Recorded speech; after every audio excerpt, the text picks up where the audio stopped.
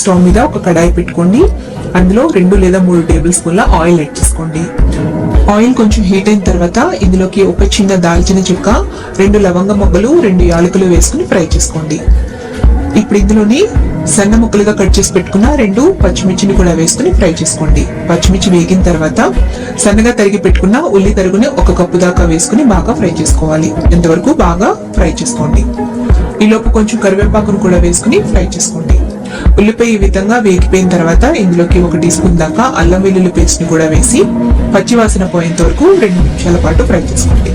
తర్వాత ఇందులోకి రుచికి సరిపడా ఉప్పు, 1 టీ స్పూన్ కారం, 1/2 టీ స్పూన్ పసుపు, 1 టీ స్పూన్ ధనియాల పొడి, 1/2 టీ స్పూన్ జీలకర్ర పొడి వేయండి.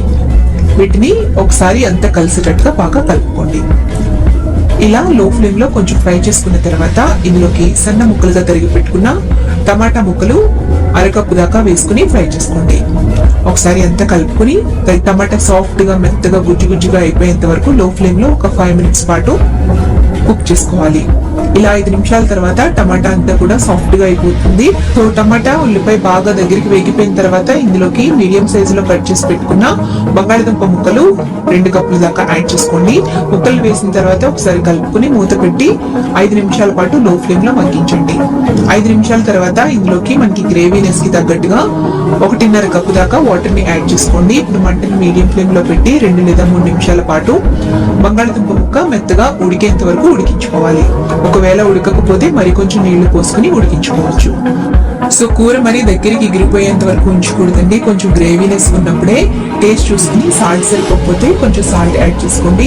అలాగే 1 టీ స్పూన్ దాకా గరం మసాలా పౌడర్ ని యాడ్ చేసుకుని ఒకసారి మిక్స్ చేసుకుని లో ఫ్లేమ్ లో ఒక 2 నిమిషాల పాటు స్టవ్ మీదే ఉంచండి.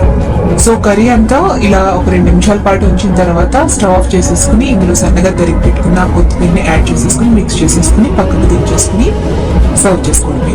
అంతేనండి, చాలా ఈజీగా సింపుల్ పద్ధతిలో ఆలు కుర్మా ఇలా తయారు చేసుకోవచ్చు.